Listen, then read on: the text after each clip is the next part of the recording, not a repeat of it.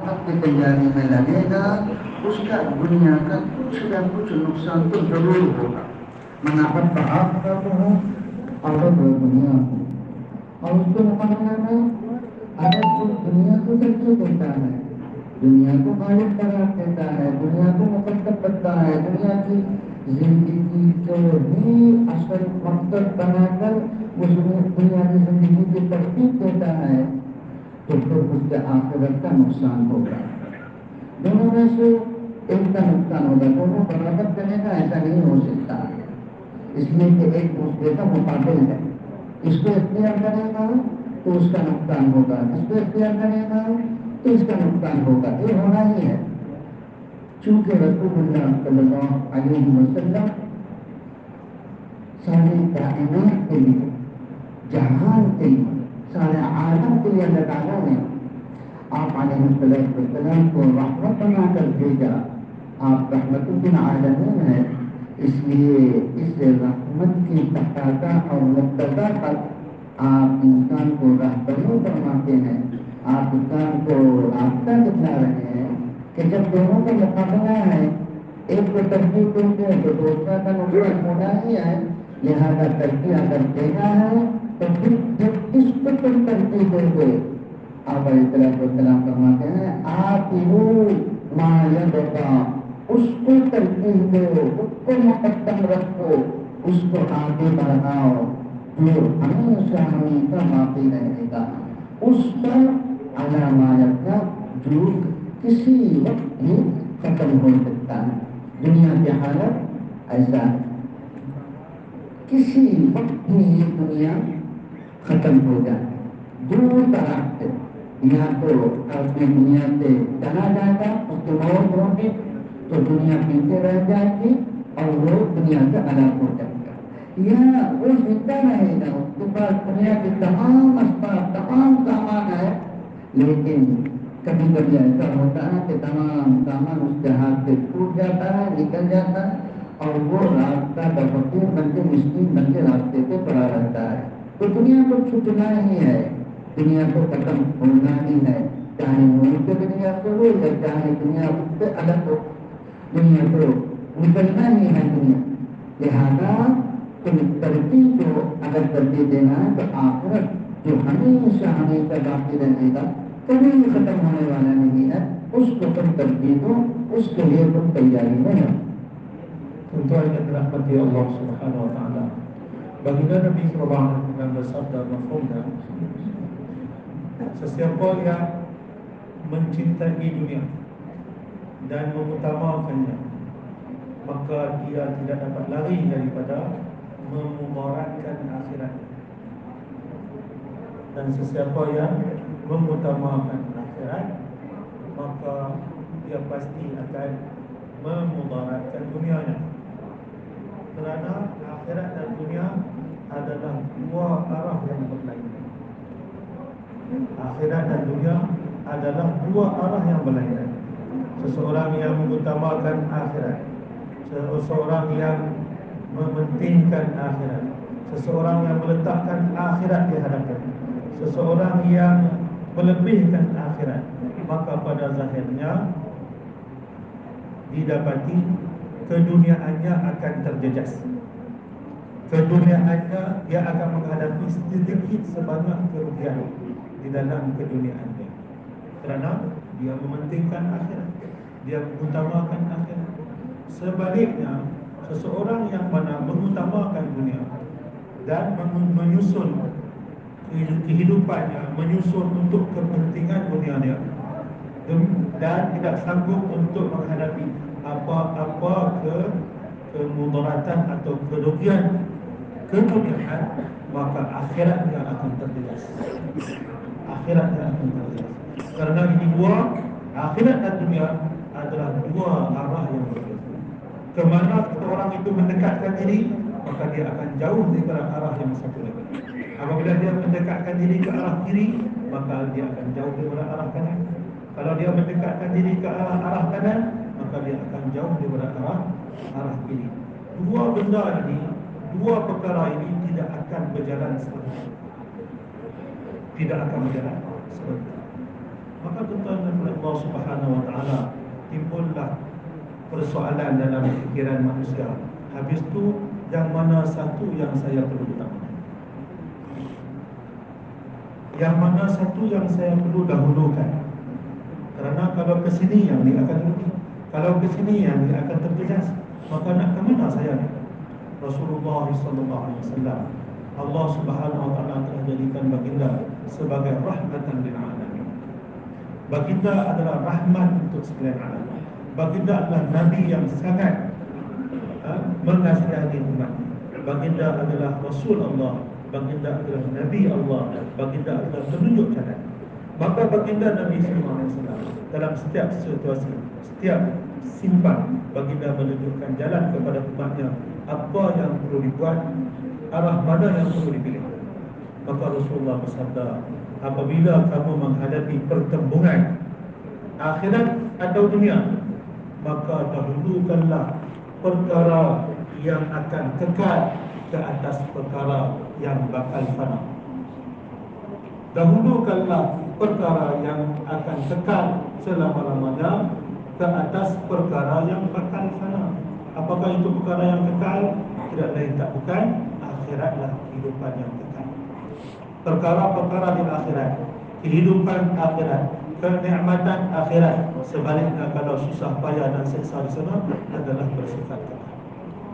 Dunia satu hari pasti akan berakhir. Kalau manusia itu tidak mau melepaskan dunia, ketahuilah satu hari dunia akan berpisah daripada kita. Dalam apa-apa keadaan pun, dunia akan pasti meninggalkan. Sama ada dengan kerana dia mati, maka dia terpaksa meninggalkan. Banyak mana harta yang dia telah kumpulkan, besar mana kemewahan dia telah kumpulkan, dia telah hasilkan, mau tidak mau, rela tak rela, dia terpaksa tinggal. Ataupun dia tak mati lagi, tetapi dia menghadapi situasi dunia tadi hilang daripada tangan dengan sebab bermacam-macam sebab. Jatuh tempoh, pencurian, kebakaran, malapetaka dan sebagainya. Ini situasi keadaan yang berlaku yang kita dapat lihat dengan mata kepala kita. Inilah hakikat dunia. Itulah tahap dunia. Setakat itu saja, tak lebih daripada itu. Tak lebih daripada itu. Maka bukan kepada Allah Subhanahu wa taala. Baginda Nabi SAW telah mengajar kita, telah memberi pedoman kepada kita bahawa dalam persimpangan tersebut, arah mana yang kamu nak pilih, maka wahai umatku, pilihlah perkara yang kekal atas perkara yang fana. Utamakan akhirat atas dunia, kerana kehidupan akhirat adalah kehidupan yang kekal abadi. क्योंकि आखिरत ये बाकी रहने वाला है और दुनिया ये फानी होने वाला है, और आखिरत का नफ़ा ये बाकी रहेगा, दुनिया का नफ़ा ये ख़त्म हो जाएगा। आखिरत में अगर किसी को तकलीफ मुसीबत पहुँचे तो वो हमेशा हमेशा बाकी रहेगा। दुनिया में अगर किसी को तकलीफ मुसीबत मुशक्क़त पहुँचे तो वो एक दिन न एक दिन ख़त्म हो जाएगा। इसलिए आखिरत का बनाना, आखिरत का तैयार करना, ये हर एक ईमान वाला, हर एक काम करने वाला, हर एक इंसान के लिए ज़रूरी है, इंतहाई ज़रूरी है, अशद ज़रूरी है कि आखिरत के पीछे पड़े, आखिरत को बनाने की फिक्र में लगे, आखिरत को तरजीह दें। ये हर एक, चाहे वो नया हो, चाहे वो पुराना हो, चाहे वो दाखिल हो, चाहे वो एक भी तब्दील में न लगाया हो, हर एक आदमी के लिए, पढ़ा लिखा हो, पढ़ा लिखा न हो, गरीब हो, मालदार हो, शहर के रहने वाला, बिहार के रहने वाला, बहुत ज़्यादा पैसे कमाने वाला, मिस्कीन, हर एक के लिए अपने आखिरत की तैयारी में लगना ये ज़रूरी है। और चूँकि ये बहुत ज़्यादा ज़रूरी है, इसलिए अल्लाह जल्लल्लाहु अम्मा वालों ने आखिरत को बनाना इंतहाई आसान कर दिया, कि ऐसा आसान कर दिया, ऐसा सहल कर दिया कि हर एक इस आखिरत के बनाने के पीछे मेहनत कर सकता है। Untuk yang Allah Subhanahu wa taala, kehidupan dunia sementara, kehidupan akhirat kekal. Kesenangan dunia sementara, kesenangan akhirat kekal. Kesusahan dunia sementara, kesusahan akhirat kekal. Kemewahan dunia sementara, kemewahan akhirat kekal. Segala apa yang ada atas dunia sementara akan habis, dan segala apa yang berkaitan dengan akhirat adalah kekal abadi tentang Allah SWT. Oleh itu, menjadi satu kepentingan, keperluan setiap orang, setiap orang Islam, setiap orang kalkul lama, kalkul baru, setiap manusia, setiap orang yang pernah keluar tabligh, walau satu hari atau tak pernah keluar 4 bulan atau belum pernah keluar masa sedikit atau banyak, ya, walau kita pernah keluar sekalipun, hatta setiap manusia, setiap insan, keperluannya ialah di dalam kehidupan dunia ini dia menyiapkan dirinya dan bekalan untuk akhirat. Itu keperluan setiap orang, kepentingan setiap orang, ya. Maka tuan-tuan kepada Allah Subhanahu Wa Taala, apabila sudah jelas bahawa kehidupan akhirat, persiapan untuk akhirat adalah keperluan setiap orang di antara kita, keperluan setiap manusia, maka menjadi sunnatullah Allah Subhanahu Wa Taala apabila mementingkan sesuatu untuk hamba-Nya, mewajibkan sesuatu untuk hamba-Nya, menekankan penekanan untuk sesuatu perkara bagi hamba-Nya, maka Allah akan mudahkan. Allah Ta'ala akan mudahkan. Maka akhirat terlalu penting untuk manusia, bekalan akhirat terlalu penting untuk manusia, maka Allah mudahkan segala persiapan untuk akhirat. Segala bekalan untuk akhirat boleh dihasilkan oleh setiap orang, sama ada dia miskin atau kaya. Setiap orang boleh buat persiapan untuk akhirat. Bukan orang kaya saja, orang miskin tak boleh buat persiapan untuk akhirat. Tidak, setiap orang boleh, mampu untuk mempersiapkan dirinya untuk menyiapkan bekalan akhirat. Baik dia berpelajaran, baik dia tidak berpelajaran, baik dia orang kaya, baik dia orang miskin, baik siapa saja dia boleh buat persiapan untuk kehidupan akhirat. अल्लाह ताला ने हर इंसान को कोई ना कोई इस्तेदाद देकर पैदा फरमाया। दुनिया में कोई इंसान में ऐसा नहीं मिलेगा जिसको अल्लाह ताला ने कोई इस्तेदाद, कोई सलाहियत, कोई ताकत ना दिया हो। हर एक इंसान को अल्लाह ताला ने किसी न किसी इस्तेदाद, किसी न किसी ताकत, किसी न किसी कुव्वत, किसी न किसी सलाहियत को देकर अल्लाह ताला ने दुनिया में इंसान को भेजा। और अल्लाह ताला ने इन तमाम सलाहियतों को, इस्तेदादों को, कुव्वतों को इंसान को देते ही है, इसलिए कि वो इन ताकतों, इन इस्तेदाद के जरिया से वो अपना आखिरत को बना ले।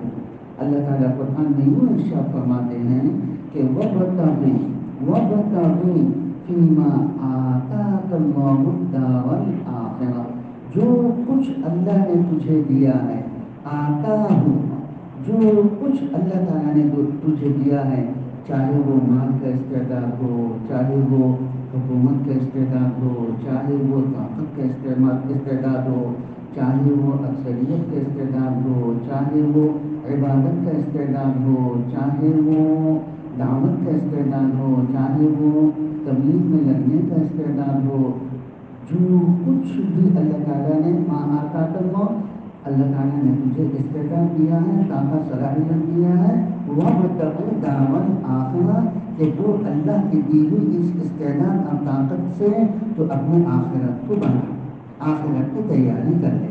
तो दुनिया में अल्लाह ताला इंसान को जो इस्तेदाद देते हैं, चाहे वो दुनिया के एतबार से हो, चाहे वो इबादत के एतबार से हो, जो कुछ भी अल्लाह ताला ने उसको इस्तेदाद दिया है, उस इस्तेदाद के जरिए से वो अपनी आखिरत बना ले। एक आलिम है, अल्लाह ताला ने उसके सीना में इल्म इलाही, इल्म नबूवी, इल्म समावी अता फरमाया।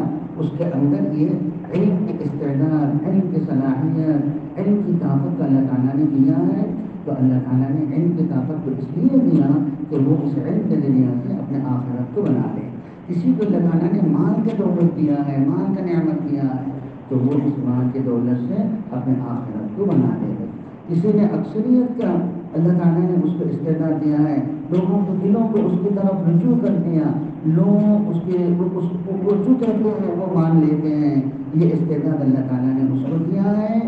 दावत के काम करते करते, दावत में लगते लगते, दावत की मेहनत में जिंदगी गुजारते गुजारते उसको एक सलाहियत ये हासिल हुआ कि लोगों के दिलों पर अल्लाह ताला ने उसकी तरफ रुजू कर दिया। इस तरह के वो मरजाक बन चुका कि तमाम लोग उसकी तरफ रुजू करते हैं, उसको मोहब्बत करते हैं, उसको उसके अकीदत रखते हैं, उसकी बात को मानते हैं। तो अल्लाह ताला कहते हैं कि इस इस्तेदाद को तुम अपनी आखिरत बनाने के काम में लगाओ। ऐसा नहीं कि तुम इसको दुनिया और दुनिया के काम में लगाओ। खुलासा कलाम यह है कि अल्लाह ताला ने हर एक इंसान को कोई न कोई ताकत इस्तेदाद दिया है, और अल्लाह ताला का मंशा और अल्लाह ताला की तरफ से मुतालबा ये है कि वो इससे इस्तेदाद और ताकत को अपने आखिरत बनाने के काम में लगाओ। Tuan yang rahmati Allah Subhanahu wa taala, Allah Subhanahu wa taala telah berikan kepada setiap manusia kebolehan yang berbeza. Kebolehan yang berbeza. Setiap orang mempunyai kelebihan yang tersendiri. Tidak ada orang yang mana, tidak ada satu manusia pun yang mana dari segi kebolehan kosong-kosong, langsung tak ada kebolehan. Tidak. Sedikit sebanyak ada kebolehan di dalam diri setiap manusia. Jadi tuan-tuan yang oleh Allah Subhanahu wa taala, kebolehan ni Allah yang berikan. Allah yang berikan. Cuma ada tuan-tuan Allah Subhanahu wa taala, Allah berikan kebolehan ini untuk apa? Untuk kita mencari akhirat, untuk kita menghasilkan akhirat. Allah Subhanahu wa taala beri kebolehan, sesuatu kebolehan kepada seseorang, tidak kebolehan yang lain. Dia ada satu kebolehan, dia tidak ada kebolehan yang ada pada orang lain, maka dia tidak diberati untuk mesti kena ada kebolehan yang ada pada orang lain dulu baru dia boleh hasilkan akhirat. Dengan apa yang ada pada dia, berbekalkan kebolehan kurniaan Tuhan yang ada pada dia, dia boleh menghasilkan dan menghasilkan akhirat. Begitulah perintah Allah Subhanahu wa taala. Seperti mana Allah sebut dalam Al-Quran, wabtaghi fima ataqallahu daral akhirah. Wahai manusia, apa sahaja yang ada pada kamu kurniaan Tuhan, kamu ada ilmu lebih, kamu ada harta lebih, kamu ada pengaruh lebih, kamu ada kekuatan jasmani yang lebih, apa-apa saja kebolehan yang ada pada kamu, gunakanlah kebolehan itu untuk menghasilkan akhirat. Untuk menghasilkan akhirat. Seorang yang Allah Ta'ala jadikan dia berilmu, mahir dalam ilmu, ilmunya mantap, ilmunya mendalam, maka dia gunakan ilmu tadi untuk menghasilkan akhirat, untuk membentuk dan membina kehidupan akhirat. Seorang dapat Allah beri ilmu tak ada, tapi harta banyak. Harta banyak. Maka dengan hartanya tadi dia boleh menghasilkan akhirat. Seseorang ilmu pun tak ada, harta pun tak ada, tetapi pengaruh ada. Dia mempunyai pengikut yang ramai. Ya, dia mempunyai pengikut yang ramai. Contohnya tentang Allah Subhanahu wa taala, dia buat usaha dakwah di luar. Dia buat usaha dakwah, berterusan berjalan dalam usaha dakwah, keluar lagi sehingga Allah Ta'ala jadikan dia ni mempunyai pengaruh di kalangan orang ramai. Percakapannya didengar, hatta dia menjadi rujukan orang ramai. Maka di sini tuntutan Allah kepada dia. Kenapa Allah bagi kelebihan ini kepada dia?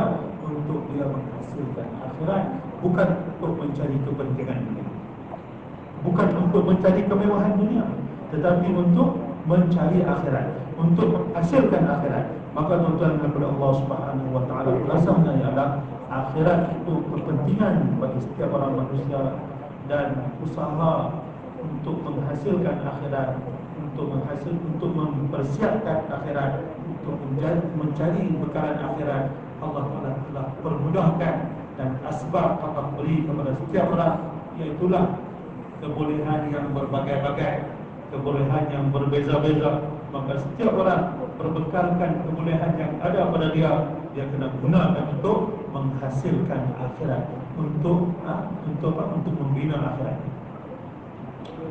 और इस आखिरत को बनाने के लिए अल्लाह ताला ने सबसे आसान रास्ता जो दिया है वो है हर एक इंसान अपने दिल में यह ईमान की ताकत को, यकीन की ताकत को मजबूत करे। हर आन हर घड़ी वो अपने ईमान की फिक्र में लगा रहे।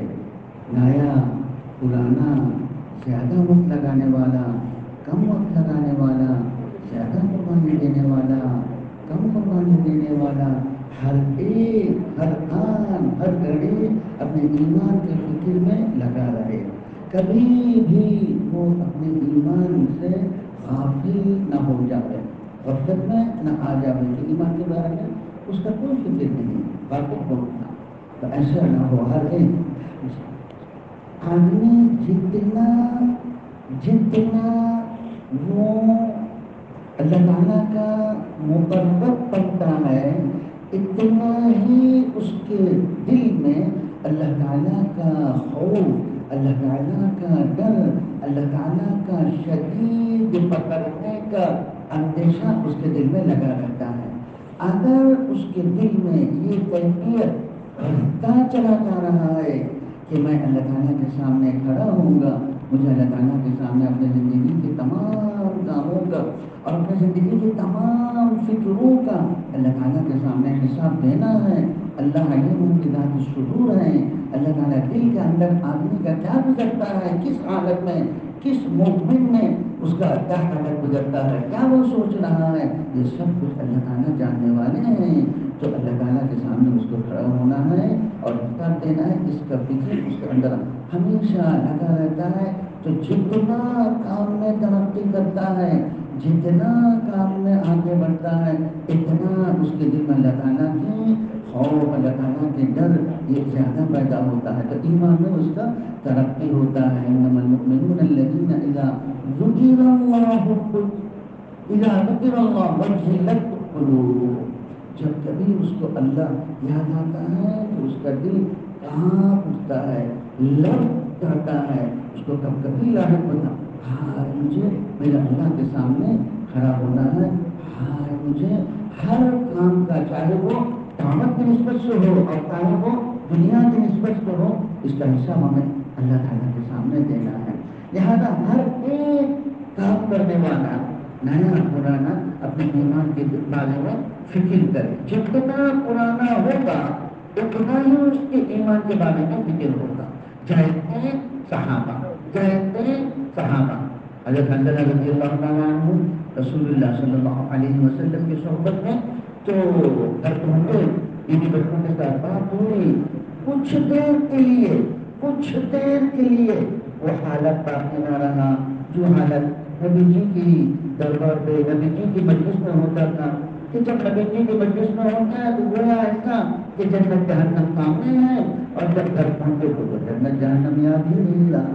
इस हालत का दर्रा बराबर थोड़ा सा उसके दिल में बात आएंगे, अरे क्या होगा हुजूर के दरबार में जब होता हूँ तो दिल का कैफियत एक होता है और जब घर आ जाता हूँ तो दिल का कैफियत दूसरा बन जाता है।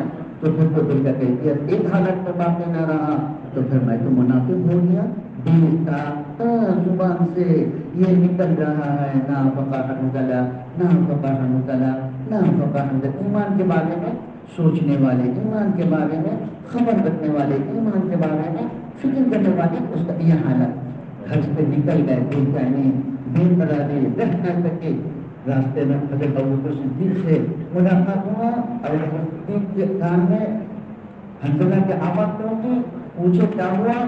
उन्होंने सारा हालत बताया। अपने अबू बकर तो ईमान में सबसे आला, तो आमाल में सबसे आला, तो इखलास में सबसे आला, तो अल्लाह की मोहब्बत तो उम्मत में सबसे आला, तो उम्मत के ऊपर रहम करने में सबसे आला, तो नबी के ऊपर खेत में जिंदा करने की मेहनत में सबसे आला, कुर्बानी के लायक है सबसे आला, वो ये कह रहे हैं सबसे ज्यादा पुराना उम्मत में वो ये कह रहे हैं ये हालत तो मेरा में है, मैं भी मुनाफिक हूँ, अबू बकर भी मुनाफिक हो गए। ईमान के बारे में सोच रहे हैं, ईमान के बारे में भी दोनों सोचते मौजूद रसूलुल्लाह सल्लल्लाहु अलैहि वसल्लम के खिदमत में अर्ज किया, या रसूलुल्लाह हमारे दिल का तो यह हालत है, हम तो मुनाफिक हो गए। आप समझ गए ये तो वो आदमी है जो ईमान के बारे में उनको फिक्र लायक हुआ, अपने आप को ईमान का मरीज, ईमान का बीमार समझ रहे हैं, इलाज के लिए मेरे पास आए। आप सल्लल्लाहु अलैहि वसल्लम ने तसल्ली देने के लिए फरमाया, साअतन व साअतन, अरे हमजना, ये हालत तो कभी कभी होगा, हर वक्त ये हालत बाकी रहने का नहीं, यही आज। तो ईमान के बारे में जो जितना पुराना कुर्बानी के लाइन से, जो जितना वक्त के लाइन से पुराना, उसके अंदर ईमान के बारे में उतना डर, इतना फिक्र। लिहाजा अगर हमारे काम करते हुए ईमान को बढ़ाने की फिक्र हमारे अंदर है, तो फिर तो ये हम अपने ऊपर मुतमईन हो सकते हैं कि काम के लाइन से हम कारकुन बने, काम के लाइन से हम बुरा न बने। और अगर हमारा आखिरत गुम हो गया, दुनिया हमारे अंदर गालिब हो गया, इस दावत के मेहनत के जरिए से भी हम दुनिया कमाने की फिक्र में लग गए, तो हम खुद ही अपना हिसाब लें कि हम कितना पुराना बना। Tuan yang dirahmati Allah Subhanahu wa taala, dalam kita membuat persiapan untuk kehidupan akhirat kita, perkara yang paling utama sekali bagi setiap orang di antara kita, setiap orang, baik dia orang kaya, orang miskin, baik dia karpun lama, karpun baru, ataupun dia tidak pernah keluar dakwah, ya, setiap orang di antara kita harus ada fikir dan risau, bimbang mengenai iman di dalam hatinya. Mengenai iman, bagaimana iman saya, bagaimana keadaan iman saya, bagaimana saya nak tingkatkan iman saya. Dia sentiasa bimbangkan keadaan iman. Dia tidak leka dan lalai daripada memikirkan berkaitan dengan keadaan iman. Jadi menjadi satu petanda bahawa sejauh mana seseorang itu hampir kepada Allah Subhanahu wa taala, dekat kepada Allah Subhanahu wa taala, hubungan hatinya bertambah dekat kepada Allah Subhanahu wa taala, bertambahlah rasa risaunya, bertambahlah rasa takutnya kepada Allah Subhanahu wa taala, bertambahlah rasa gerunnya kepada Allah Subhanahu wa taala, bertambahlah rasa khawatirnya akan keadaan iman, takut iman di dalam hatinya tidak diterima oleh Allah Subhanahu wa taala. Ini tanda-tanda orang beriman. Seperti mana Allah Subhanahu wa taala berfirman, innamal mu'minuna alladzina idza dzukirallah wajilat qulubuhum. Hanya saja orang beriman itu apabila dia mendengar nama Allah, maka hatinya menjadi gemetar. Hatinya menjadi gemetar, bergoncang hatinya mendengarkan nama Allah Subhanahu wa taala. Ini tanda iman sedang mantap, teguh di dalam hati. Mari sama-sama kita muhasabah diri kita. Bagaimana keadaan iman? Jangan kita menjadi orang yang leka dan lalai daripada situasi iman. Usaha untuk meningkatkan iman, usaha untuk memperkasakan iman. Ya, sepatutnya sejauh mana seseorang itu dikatakan orang lama dalam usaha dakwah, orang lama dalam usaha agama, orang yang maju dan hebat dalam agama, sepatutnya sejauh itulah bimbang dan khawatirkan mengenai diri dan keimanannya biasa terbayang-bayang di hadapan. Contohnya siapa? Contohnya Sayyidina Putera para sahabat radhiyallahu anhu.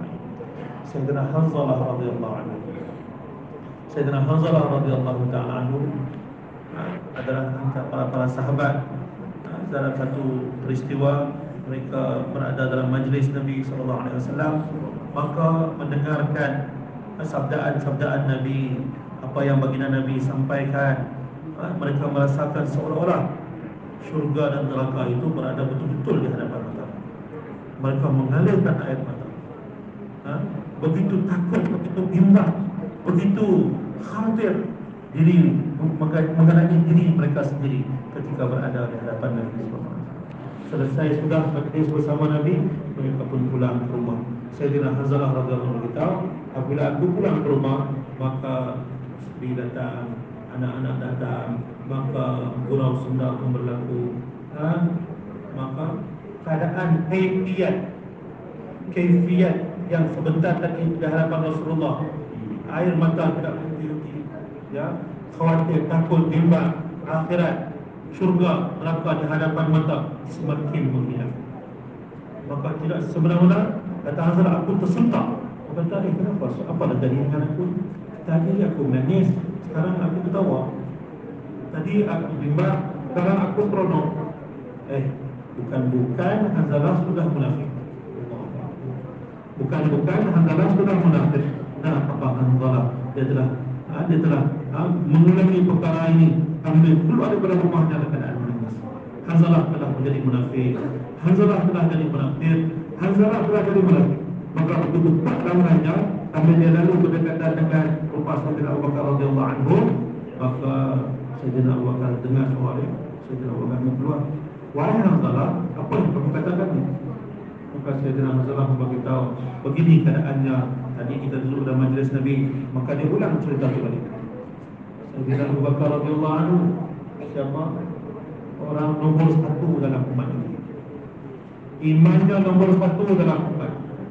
Kebimbangan agama nombor 1 dalam umat. Kedudukannya paling atas dalam umat. Ya, di kalangan sahabat-sahabat Nabi yang dibandingkan syurga, dia berada di atas. Ya. Untuk pengorbanan untuk agama, Sayyidina Abu Bakar punya pengorbanan mengatas semua pengorbanan para sahabat dan semua orang. Atas sekali berada. Sayyidina Abu Bakar kata, wahai Hanzalah, kalau apa yang kamu katakan itu betul, aku pun sama juga alamnya. Abu Bakar pun telah jadi munafik juga. Allah. Sayyidina Abu Bakar radhiyallahu anhu yang mendapat jaminan keridaan Allah Subhanahu wa taala, janji syurga Allah Subhanahu wa taala, masih khawatir dirinya, takut dirinya menjadi munafik. Kedua-dua berjalan berjumpa Nabi sallallahu alaihi wasallam. Ya Rasulullah, Sayyidina Hanzalah berusaha mengatakan, la faqah Hanzalah. Hanzalah telah jadi munafik. Maka Rasulullah sallallahu alaihi wasallam, seorang Nabi dan Rasul dan tabib, perawat, tengok dua orang sahabat datang, bawa aduan, bawa rayuan, bawa aduan, bawa masalah. Ya Rasulullah, kami berada dalam majlis tuan, kami mengalirkan air mata, kami tak ingat lagi dunia, kami hanya terbayang-bayangkan surga dan neraka. Hati kami berpaling langsung daripada dunia. Tapi bila kami balik rumah, keadaan berlaku sebaliknya. Ya Rasulullah, ini adalah kafir orang munafik. Bukan kami ini munafik. Maka Rasulullah SAW dengan penuh kasih sayang memberi panduan, sa'atan, wahai sahabatku, keadaan kita ini dalam berlaku dan tidak akan kekal selalu. Dia kadang-kadang datang, kadang-kadang menghilang, kadang-kadang datang, kadang-kadang menghilang. Tak perlu kamu bersusah. Pengajaran yang kita nak ambil daripada kisah ini ialah sejauh mana seseorang itu dekat dengan Allah Subhanahu wa taala, sejauh mana seseorang itu maju dalam agama, sejauh mana seseorang itu dipanggil orang lama, maka sejauh itulah dia akan menjadi orang yang paling bimbang, paling takutkan dirinya, takut dirinya orang munafik, takut iman dan takut hatinya tidak diterima oleh Allah Subhanahu wa taala. Takut dia hanya berlakon, takut dia hanya berpura-pura. Jadi tuan-tuan yang dimuliakan oleh Allah Subhanahu wa taala, menjadi satu peluang dalam kita membuat persiapan untuk akhirat ialah bagaimana setiap masa kita jangan leka dan lalai daripada usaha meningkatkan iman. Kita harus yakin dalam hati kita bahawa Allah Subhanahu wa taala Maha mengetahui segala sesuatu. Allah Subhanahu wa taala Maha melihat akan segala sesuatu. Satu hari nanti saya akan dihadapkan di hadapan Allah Subhanahu wa taala. Allah taala akan mengambil perhitungan dan kira bicara dengan saya berkaitan dengan setiap apa yang saya telah buat, setiap amalan yang saya telah buat, setiap harta yang saya telah hasilkan dan belanjakan, dan setiap gerak-geri saya dalam usaha dakwah, semua akan diambil kira dan dia akan diperhisabkan dan diperhitungkan oleh Allah Subhanahu wa taala, dan saya akan diminta memberi jawapan. Maka tuan-tuan oleh Allah Subhanahu wa taala, kalau effect itu kita tilik diri kita, kita muhasabah diri kita, semakin meningkat ada dan semakin meningkat, maka tenanglah kita, kita berada di atas landasan yang betul. Kita sedang berjalan dengan usaha kita sedang berjalan, kita berada di atas halal tuju yang betul. Tetapi kalau semakin hari akhirat semakin menghilang, kita menjadikan platform usaha dakwah untuk mencapai kepentingan keduniaan kita tuan, untuk mencapai kepentingan keduniaan kita, maka ketahuilah kita bukan berada di atas landasan yang betul. Kita sudah terkicir daripada landasan yang betul. Maka beberapa Allah SWT kita perlu muhasabah diri kita lagi dan lagi. एक ताबीई है, जलीलुल कदर ताबीई है, बहुत ऊंचा मर्तबा का ताबीई है। इब्न अबी मुलैका उसका नाम है। वो यूँ कहते हैं कि मैं 40 सहाबा की सोहबत उठाया, 40 सहाबा की सोहबत में लंबा वक्त गुजरा। मैंने उनमें से हर एक को वजदना कुल्लहुम यखाफून अला ईमानिहिम अन-निफाक़, कि मैंने उनमें से हर एक को ऐसा पाया कि वो हर एक अपने अपने ईमान के बारे में निफाक़ का डर करता है कि शायद मेरा ईमान खालिस ना हो, मैं मुनाफिक। हज़रत मौलाना यूसुफ रहमतुल्लाह अलैह यूँ फरमाते थे कि सहाबा में से अक्सर सहाबा में से अक्सर सहाबा वो दुनिया से रुखसत होते वक्त रोते हुए दुनिया से रुखसत हुए। रोना किस बात पर कि पता नहीं अल्लाह ताला के यहाँ मेरा ये ईमान, मेरा ये अमाल कबूल होगा या अल्लाह ताला इसको मरदूद फरमाए, अल्लाह ताला इसको रद्द कर देंगे। इस पर डरते हुए अक्सर सहाबा दुनिया से रुखसत हुए। आज अल्लाह ताला ने मुझे 20 साल से, 25 साल से, 30 साल से दावत के मैदान में तबलीग के नाम पर लगा दिया। अल्लाह ने करम किया, फजल फरमाया, इनाम फरमाकर अल्लाह ताला ने मुझे इस काम में लगाया और मैं इस काम की निस्बत से तकाज़ों को लेकर चलता हूँ, दूर फिरता हूँ, अस्पताल में जाता हूँ। क्या मेरा भी यही हाल है? मैं भी अल्लाह से ऐसा कर रहा हूँ, मुझे भी ये खौफ है कि मुझे अल्लाह के सामने खड़ा होना है। अगर नहीं मेरी ये तमाम आमाद, तमाम दामत की निस्बत से किए हुए काम अल्लाह के लिए मकबूल होगा या कल क़यामत में अल्लाह ताला इसको रद्द फरमा देंगे। इस डर का कैफियत हमारे दिल में कितने दिन, कितना मर्तबा, कितने वक्त के लिए गुजरा कि हम अपने आप को कारकुन समझे, अपने आप को पुराना समझे, अपने आप को ये समझ के हम तकाज़ों को लेकर चले कि हम बहुत पुराना हो गए। हालांकि जो असल पुराना थे सहाबा उनके बारे में ताबईन का ये गवाह, उनके बारे में हज़रत मौलाना यूसुफ रहमतुल्लाह अलैह ये कह रहे हैं कि इनमें से हर एक रोते हुए दुनिया से रुखसत हो। इब्न अबी मुलैका seorang tabi'in yang masyhur namanya Ibn Abi Mulaikah rahmatullah alaihi. Dia telah berkata, saya telah berpeluang bersohbah, iaitu bersahabat, berdamping dengan 40 orang sahabat, dan saya telah menghabiskan banyak masa bersama-sama mereka. Saya dapat kesemua mereka sentiasa cemas dan takut dan khawatirkan nifaq, takut nifaq masuk ke dalam iman mereka. 40 orang sahabat. Maulana Yusuf rahmatullah alaihi berkata, ada berkata bahawa kebanyakan sahabat-sahabat Nabi radhiyallahu anhum ajma'in ketika akhir hayat mereka, ketika mereka hampir menghembuskan nafas mereka, hampir mereka meninggalkan dunia, mereka pergi dalam keadaan menangis. Kenapa? Takut apa yang mereka lakukan, pada zahirnya nampak untuk agama, pada zahirnya nampak untuk pengorbanan untuk agama, pada zahirnya nampak macam-macam, tetapi di sisi Allah tertolak. Mereka takut, pergi dalam keadaan takut, pergi dalam keadaan khawatir, pergi dalam keadaan mereka cemas tentang Allah SWT. Sekarang bagaimana keadaan kita? Alhamdulillah, Allah Subhanahu Wa Taala telah libatkan kita Allah Subhanahu wa taala telah letakkan kita dalam usaha agama. Ada di antara kita sudah 20 tahun, 25 tahun, 30 tahun, 35 tahun, dan lebih daripada itu lagi dalam usaha agama yang mulia. Orang-orang mengenai kita dengan ini orang lama, ini kartun lama, ini orang buat korban banyak, ini orang yang sambut takazah selalu. Tetapi kita bagaimana? Kita bagaimana? Adakah keadaan kita mencontohi sahabat-sahabat? Sebenarnya orang lama siapa? Sahabat radhiyallahu anhum. Itulah orang-orang lama yang diiktiraf oleh Allah Subhanahu wa taala. Kaifiat mereka bagaimana? Adakah kaifiat kita mencontohi kaifiat mereka? Adakah keadaan kita juga cemas dan diri kita sendiri? Cemas. Bagaimana keadaan cemas saya? Bagaimana keadaan amal saya? Saya sambut takazah sana, sambut takazah sini. Orang kenal saya dengan orang yang sentiasa berada di jalan takazah. Datang takazah apa saja sambut. Labbaik. Semua takazah disambut. Pengorbanan orang di saf hadapan, frontliner orang berada di saf hadapan.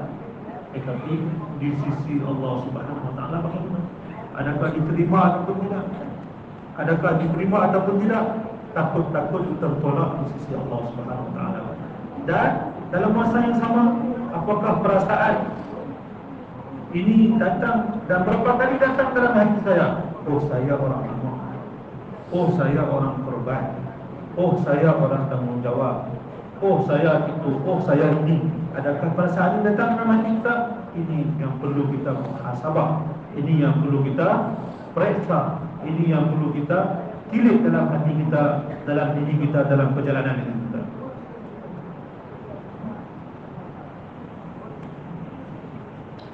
इसलिए हर एक काम करने वाला नया पुराना जिस हाल में भी हर आन हर घड़ी हमारे दिल में ये ईमान के बारे में फिक्र हो, ईमान को बढ़ाना, ईमान को मजबूत करना और फिर इस ईमान को लेकर अल्लाह तक पहुंचना, ईमान को बढ़ाना, ईमान को मजबूत करना, ईमान की हिफाजत करना और फिर इस ईमान को लेकर अल्लाह तक पहुंचना।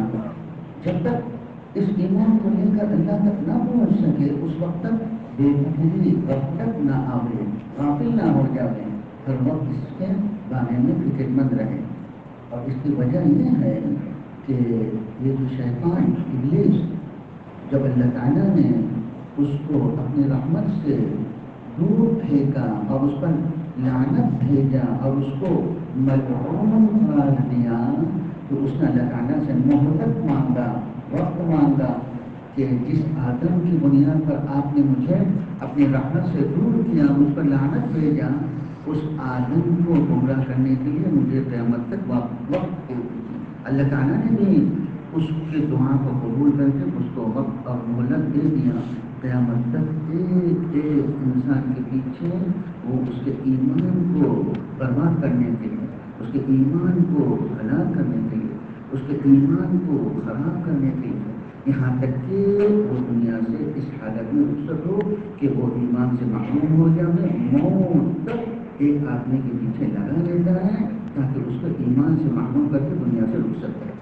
हज़रत मौलाना ज़करिया साहब रहमतुल्लाह अलैह वो फ़ज़ाइल आमाल में यूँ लिखते हैं कि उस आदमी के ऊपर अफसोस नहीं, उस आदमी के ऊपर अफसोस नहीं जिस आदमी की जिंदगी मंदिरों में और गिरजों में गुजर गया और वो मरते वक्त काफिर होकर मर गया।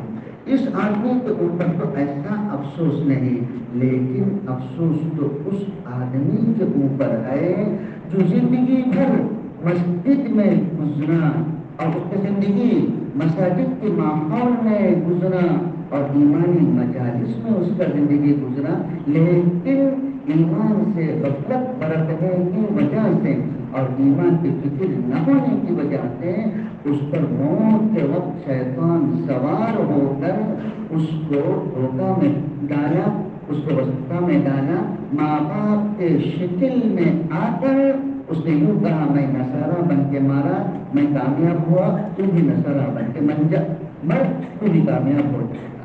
मैं यहूदी बन के मरा तो मैं कामयाब हो गया, तू भी यहूदी बन के मर तो तू भी कामयाब हो जाएगा। वो माँ बाप की शक्ल में आकर यूं धोखा में डालेगा। तो मौत तक वो खेलने लगा रहेगा एक ईमान वाला के ईमान को खराब करने के लिए।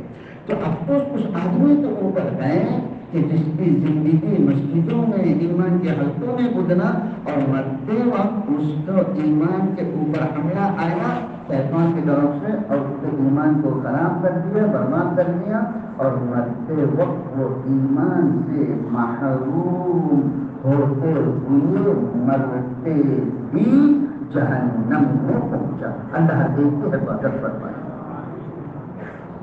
Tuan-tuan dan puan Allah Subhanahu wa taala, oleh itu setiap orang di antara kita, orang baru, orang lama, orang baru, ya, tuan dan Allah Subhanahu wa taala, setiap orang di antara kita perlu sentiasa fikir, risau, jibat dan usaha untuk meningkatkan iman, memperkasakan iman, menyelamatkan iman dan bawa iman jumpa Allah Subhanahu wa taala. Maknanya fikir ini perlu berterusan sampailah kita berjumpa dengan Allah Subhanahu. Maka selesai masalah, baru selesai. Kalau kita berdoa kepada Allah Subhanahu wa taala, kita diambang bahaya. Tak tahu saat dan ketika bila syaitan akan datang dan akan serang. Kerana apa?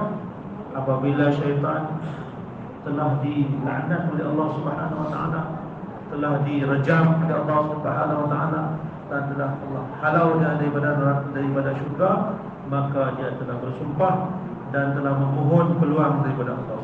Ya Allah, ini Adam, kerana dialah aku telah direjam, kerana dialah aku telah dihalau, kerana dialah aku telah dilaknat untuk selamanya, maka Engkau berilah kepada aku peluang, berilah kepada aku peluang sehingga hari kiamat akan aku dampingi setiap orang daripada anak cucunya, akan aku ikuti setiap orang daripada anak cucunya, dan akan aku usaha untuk menyesatkan setiap orang daripada anak cucu Adam ini.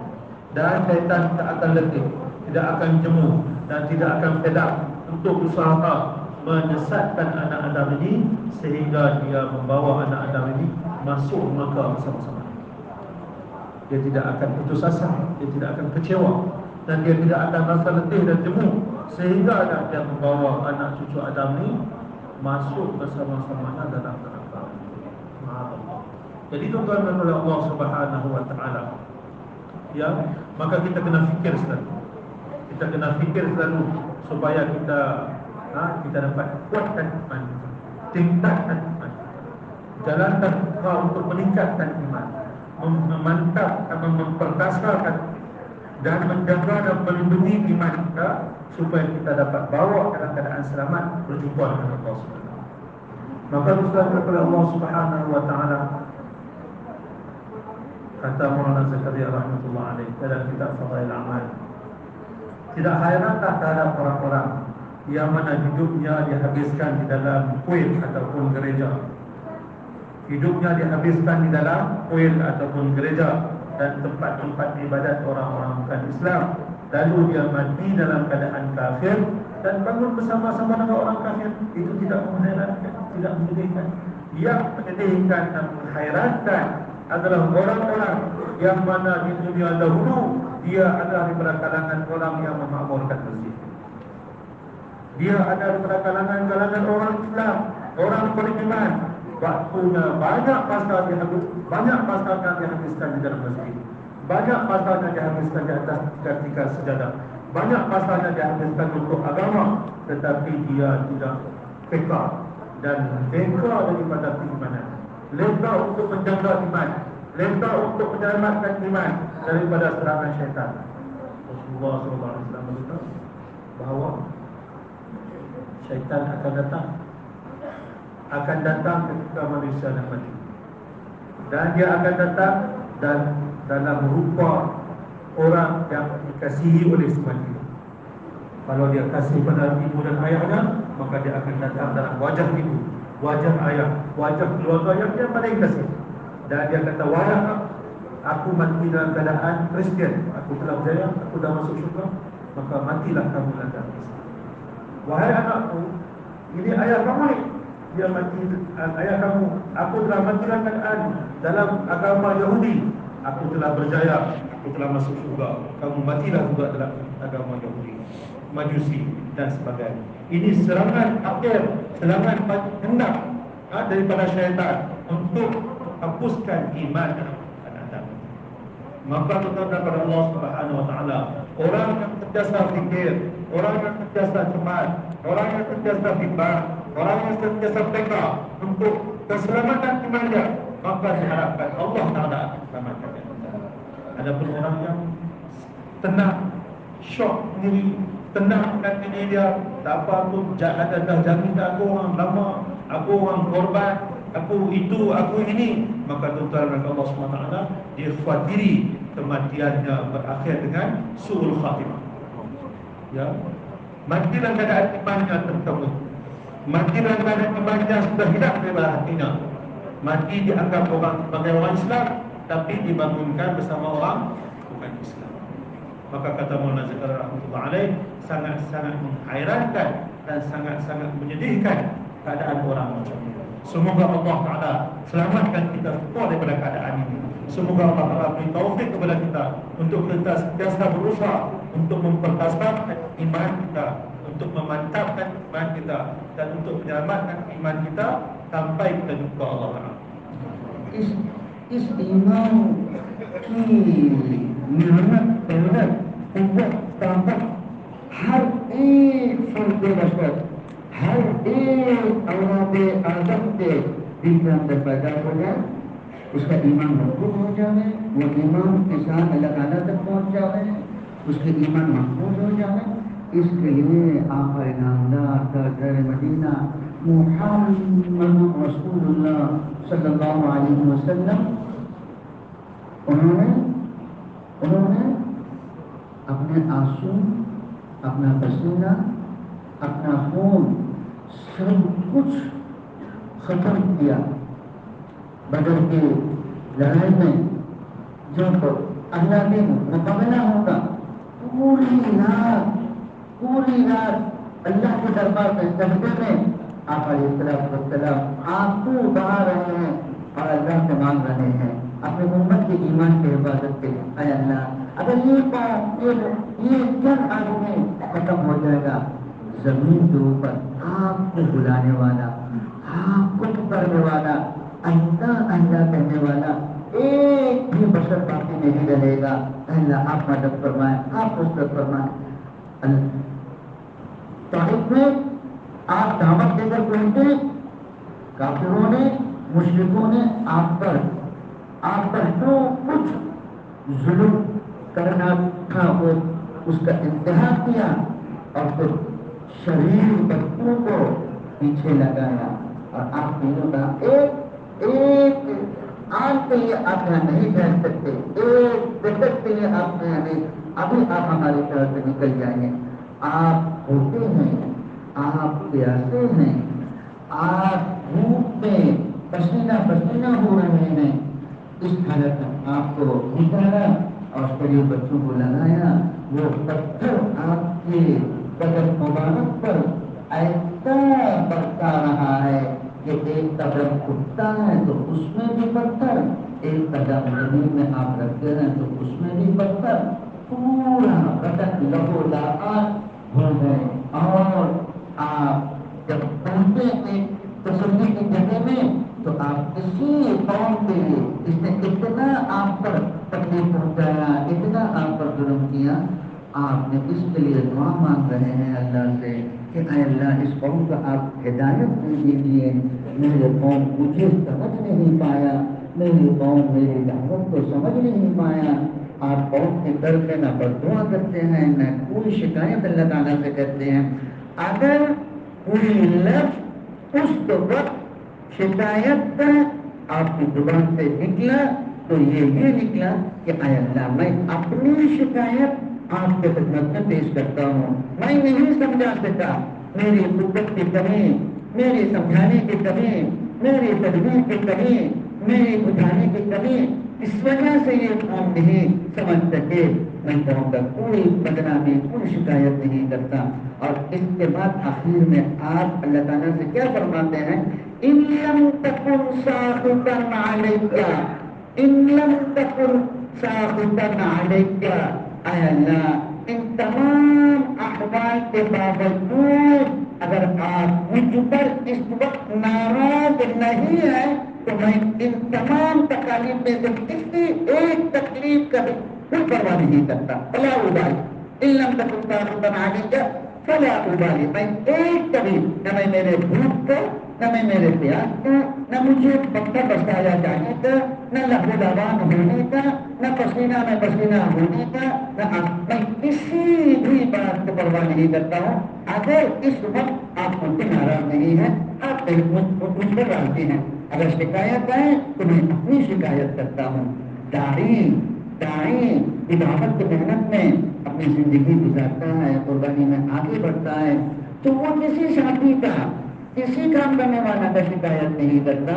वो तो उसको अल्लाह का खौफ इतना गालिब है, आखिरत का फिक्र अल्लाह के सामने खड़े होने का उसके इतना गालिब है कि वो अपना फिक्र में मुब्तला है, अपना ईमान लेकर अल्लाह ताला तक कैसे पहुंचे, इसके फिक्र में वो मशगूल, इसके फिक्र में वो डूबा हुआ।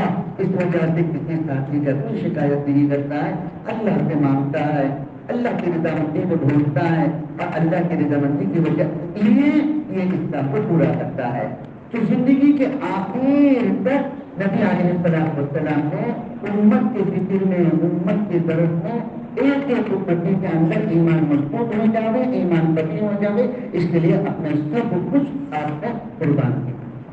Tuan-tuan belakang Allah Subhanahu Wa Taala, bagaimana iman ini dapat dikecapi oleh setiap manusia.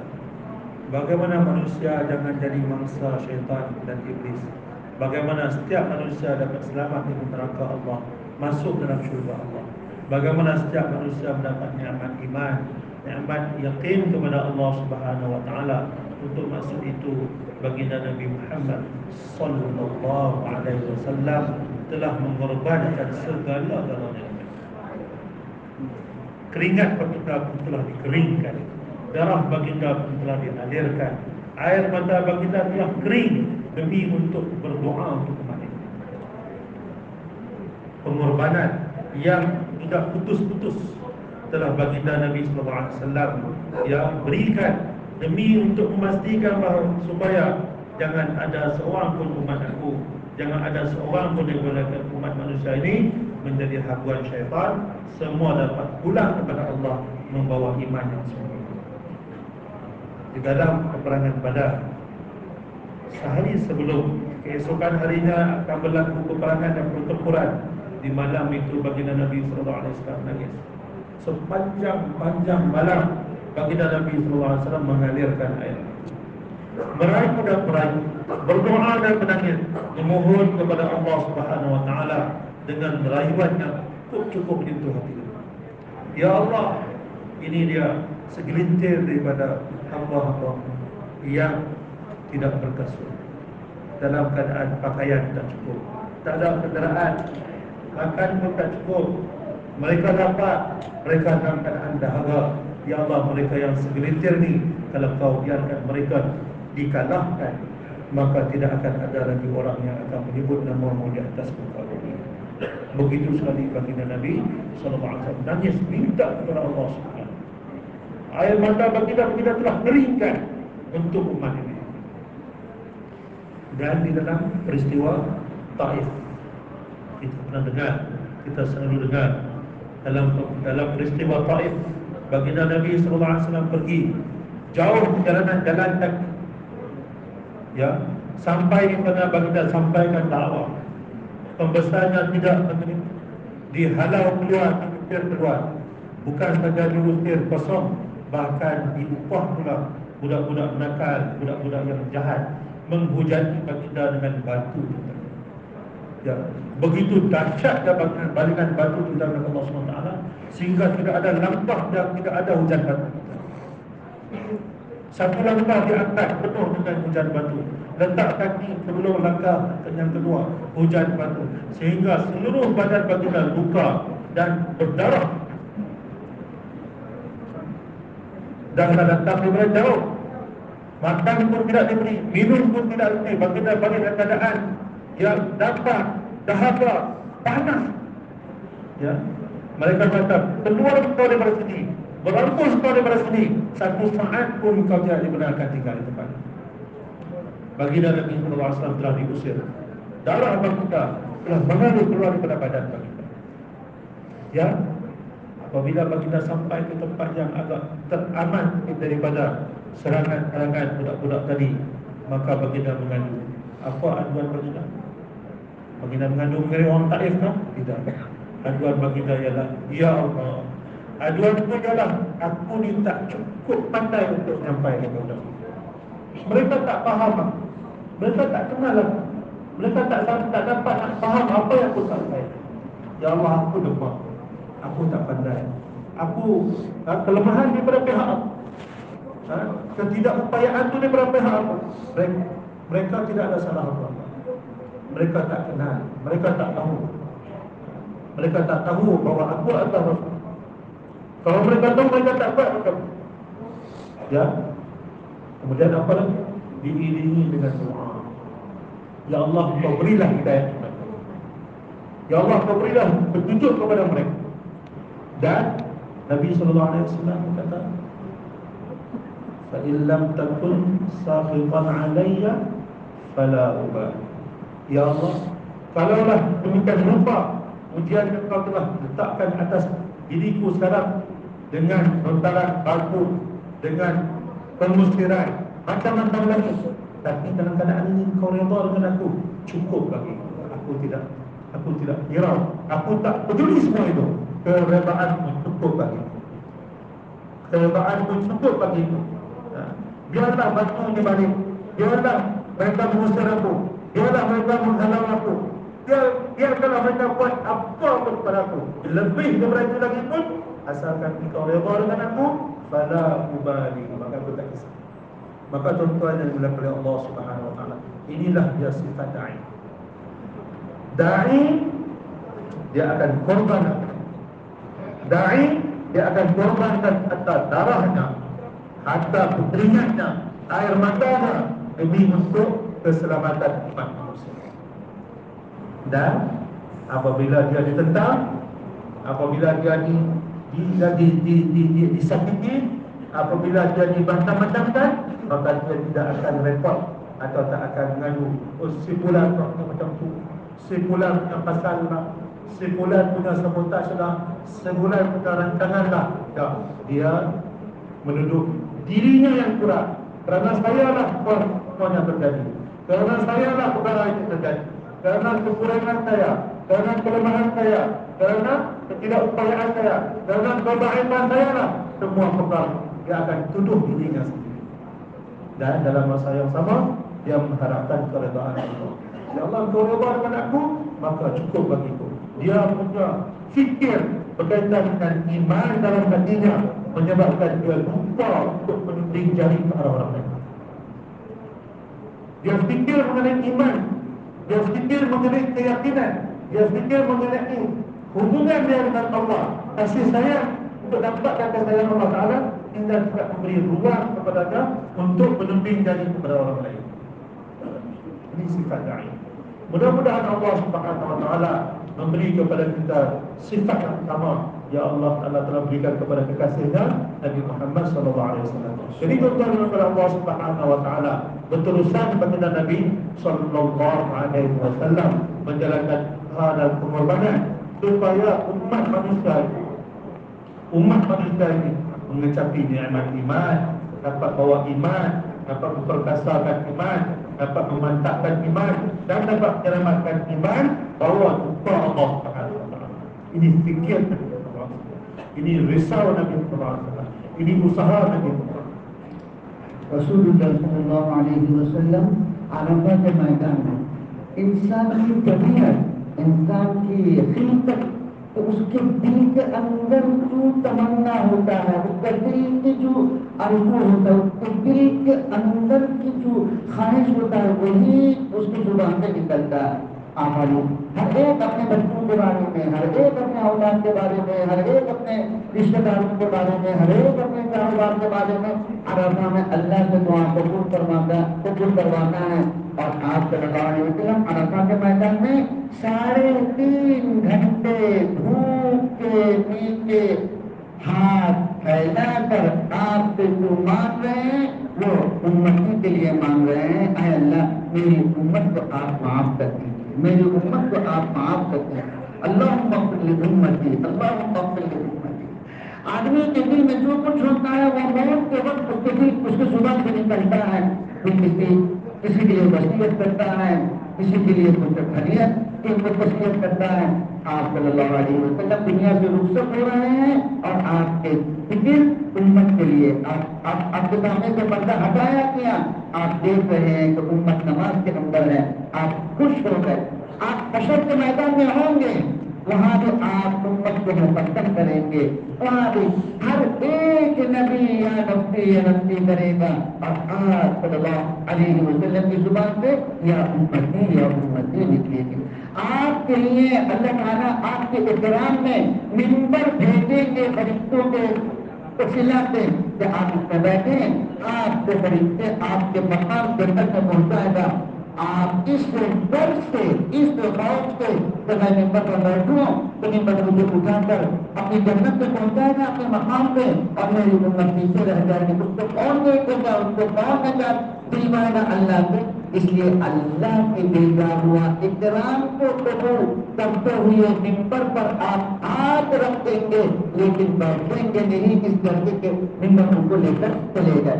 अल्लाह ताला की तरफ से गवाह आएगा, ऐसा कुर्बानी देने वाला, ऐसा कुर्बानी देने वाला कि अपने जन्नत में जाने को उम्मत के लिए कुर्बान करे। किसी नबी ने दुनिया में नहीं दिया, लिहाजा आपको इसका बदला मैं ये दूंगा। तो बहुत सारे नबी दुनिया में जन्नत के दरवाजा में पहुंच जाएंगे, जब तक आप जन्नत के दरवाजे में नहीं पहुंचेंगे किसी के लिए जन्नत का दरवाजा खोला नहीं जाएगा। आप सल्लल्लाहु अलैहि वसल्लम सबसे पहले जन्नत के दरवाजा पे खोलेंगे और आपकी उम्मत सबसे पहले जन्नत में पहुंचेगा। जब ये उम्मत ईमान को बनाने की फिक्र में, ईमान की हिफाजत की फिक्र में, ईमान को अल्लाह तक ले जाने की फिक्र में जिंदगी भर मेहनत करता रहेगा, खुद भी अपनी जात पर मेहनत करके अपने आप को 100% दीनदार बनाए और इसी तरह रसूलुल्लाह सल्लल्लाहु अलैहि वसल्लम की उम्मत की नाते में उम्मत का नकाना ने बदल फरमाकर, करम फरमाकर दे दिया।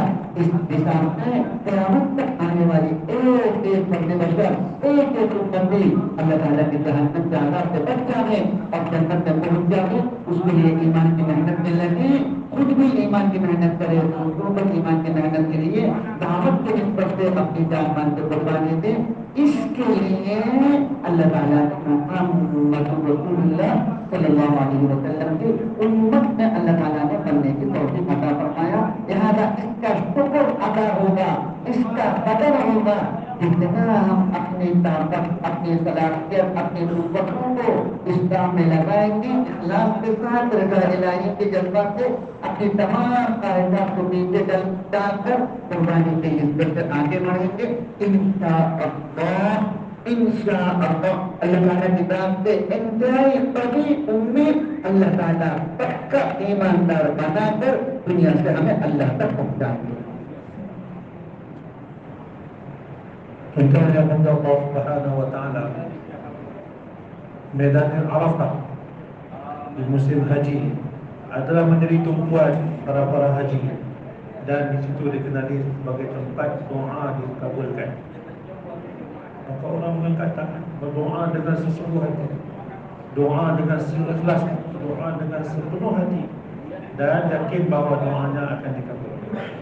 Berdoa untuk anak isteri, berdoa untuk perniagaan, berdoa untuk rakan taulan, berdoa untuk kenalan, berdoa untuk sahabatan, berdoa untuk keduniaan, berdoa dan berdoa. Tetapi Nabi kita sallallahu alaihi wasallam, दिल में जो होता है वही निकलता है जुबान से। jadi tuan-tuan dan Allah Subhanahu wa taala, apa yang ada dalam hati seseorang itu akan zahir di lidah. Apa yang menjadi hasrat, apa yang menjadi angan-angan, itulah yang akan terjadi di lidahnya tuan-tuan dan Allah. Maka apabila Nabi SAW mengangkat tangan untuk berdoa di tempat yang mustajab itu, apa yang terbit daripada lidah baginda Nabi, apa yang terbit daripada mulut baginda Nabi SAW, iaitulah memohon keampunan untuk umatnya. Memohon keampunan. Itu yang baginda utama. Itulah yang baginda. Itulah doa baginda. Allahumma ighfir li ummati. Ya Allah, ampuni dosa umatku. Ya Allah, ampuni dosa umatku. Berapa lama bukan 5 minit? Bukan. 3 jam setengah lebih kurang di bawah terikat matahari. Berdoa dan berdoa dan berdoa dan nangis-nangis memohon keampunan untuk umat. Tuan-tuan Allah Subhanahu Wa Taala, apabila seseorang itu nak meninggal dunia, maka dia akan teringatkan kepada orang-orang kesayangan. Maka dia akan meninggalkan pesan, wasiat dan sebagainya. Aku mati nanti buat ini untuk anak aku, untuk isteri aku dan sebagainya. Apabila baginda Nabi Muhammad sallallahu alaihi wasallam dah wafat kepada Allah Subhanahu Wa Taala, baginda berada dalam keadaan kering, baginda berada dalam rumah, dah tak boleh keluar rumah lagi dalam pergi sembahyang, maka dibukakan jendela dan diselakkan tabir daripada tingkap rumah baginda Nabi sallallahu alaihi wasallam, sehingga baginda dapat melihat umatnya. Maka baginda merasa sejuk hati baginda Nabi sallallahu alaihi wasallam. Begitu sayangnya baginda Nabi sallallahu alaihi wasallam, begitu kasihnya baginda Nabi sallallahu alaihi wasallam. Tuan-tuan kepada Allah Subhanahu Wa Taala, di akhirat semua nabi-nabi akan dikunjungi oleh manusia-manusia, memohon kepada mereka supaya mensyafaati. Maka nabi-nabi akan kata nafsi, nafsi. Nabi-nabi pun akan kata nafsi, nafsi. Takut, khawatir, cemas diri mereka sendiri. Tetapi Nabi Muhammad sallallahu alaihi wasallam di sana pun baginda masih dihantui, masih dihubungi fikir, risau dan bimbangkan, kasihankan, sayangkan. Baginda Nabi sallallahu alaihi wasallam akan dibawa kepada baginda satu mimbar kemuliaan. Malaikat akan bawa turun.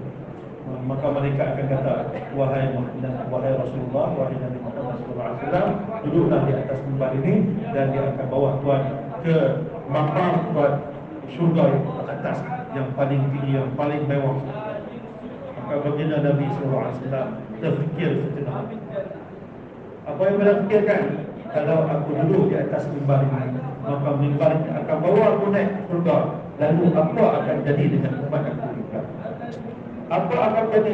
Siapakah yang akan melihatkan keadaan umat aku di neraka timbangan, di tiang sirat? Keadaan umat aku yang menghadapi kesusahan di padang mahsyar, siapakah yang akan tengok mereka? Dalam masa yang sama, jemputan daripada Allah Ta'ala pun datang. Mimbar untuk menjemput Nabi sallallahu alaihi wasallam naik ke syurga pun datang. Maka kedua-duanya perlu diraihkan. Jemputan itu perlu diraihkan, umat itu perlu diutamakan. Maka apa baginda buat? Baginda letak tangan di atas mimbar tadi, lalu mimbar menunjukkan tanda bahawa baginda menerima jemputan tadi, baginda menerima pelawaan tadi. Maka mimbar itu pun naik ke atas. Baginda terus kekal bersama-sama dengan umat baginda, mensyafaati umat baginda. Maka Allah Subhanahu Wa Taala berfirman, wahai Nabi Muhammad, tidak ada lagi Nabi selain kamu yang mana menangguhkan masuk surga demi umat. Menangguhkan masuk surga demi untuk umat. Engkau menangguhkan masuk surga demi kerana umat, maka aku hadiahkan kepada engkau haram ke atas Nabi-Nabi masuk surga selagi engkau tidak buka pintu engkau untuk masuk surga. Dan umat-umat sebelum engkau pun tak akan masuk surga. Sebelum umat-umat sebelum umatmu tak akan masuk surga selagi umatmu tidak masuk ke dalam syurga. Ini fikir pertama kepada Allah Subhanahu Wa Taala. Fikir risau baginda Nabi Muhammad sallallahu alaihi wasallam. Jadi tuan-tuan kepada Allah Subhanahu Wa Taala, kita tuan-tuan kepada Allah Subhanahu Wa Taala diberikan tanggungjawab, diberikan kemuliaan. Allah Taala perkenalkan kita dengan usaha yang mulia. Allah libatkan kita dalam usaha yang mulia. Maka tuan-tuan kepada Allah Subhanahu Wa Taala, sesiapa yang dengan penuh keikhlasan, dengan semata-mata untuk mendapat redha Allah, semata-mata fikir untuk menyelamatkan imannya, memperkasakan imannya, ya, memantapkan imannya, dan tak bawa kita ke jumpa Allah Subhanahu Wa Taala. Di samping itu dan selamatkan orang lain juga, seperti mana fikir Nabi Muhammad SAW, supaya umat manusia yang lain selamat sama-sama masuk dalam surga Allah Subhanahu Wa Taala. Maka orang ini tuan sangat-sangat diharapkan Allah Taala akan menyelamatkan iman dia. Allah Subhanahu Wa Taala akan memantapkan iman dia, dan Allah Taala akan berikan kepadanya husnul khatimah sehingga dia dapat berjumpa Allah Taala dengan imannya kuat, mantap. Jadi tuan kepada Allah Subhanahu Wa Taala untuk masuk itulah kepada Allah Subhanahu Wa Taala dengan apa yang Allah beri kepada kebolehan yang telah Allah berikan kepada kita yang berbeza-beza, berbekalkan dengan kebolehan, berbekalkan dengan istiadat, berbekalkan dengan keistimewaan yang masing-masing punya berbeza-beza. Kita gunakan masa kita, harta kita, ini kita keluar ke jalan Allah Subhanahu Wa Taala untuk usaha atas iman kita, untuk usaha atas keyakinan kita, untuk usaha atas diri kita sendiri, supaya iman, amal iman kita mantap, iman kita kuat, iman kita selamat, kita dapat jumpa Allah Subhanahu Wa Taala dengan bawa iman yang selamat dan bawa seluruh umat manusia oleh itu semua sedia insyaAllah. इसके लिए हर एक साथी नियत करें कि हम जिंदगी के आखिरी लम्हों तक ईमान की मेहनत में लगे हुए रहना है और दावत की निष्ठा से उम्मतियों को ईमान की फिक्र में और ईमान की मेहनत में एक एक उम्मती को लगाना है। इसकी नियत हर एक जिंदगी के आखिर तक हमें लगे रहना है, इसकी नियत करें। Dari semua kita insyaAllah setiap orang di antara kita tanpa kecuali niat insyaAllah kita akan berterusan melibatkan diri kita dalam usaha dan pula ini untuk menguatkan iman kita, untuk memperkasakan iman kita, untuk menyelamatkan iman kita sampai kita berjumpa dengan Allah Subhanahu Wa Taala. Dan dalam masa yang sama kita nak libatkan semua manusia, semua orang lain dalam usaha yang mulia ini juga sampai mati insyaAllah. Oleh itu kita hendaknya इसके लिए अभी प्रार्थना करना चाहिए, नियत करके खड़े हो जाए। bangun insyaAllah kita niat 4 bulan insyaAllah insyaAllah InsyaAllah Haris Jumaat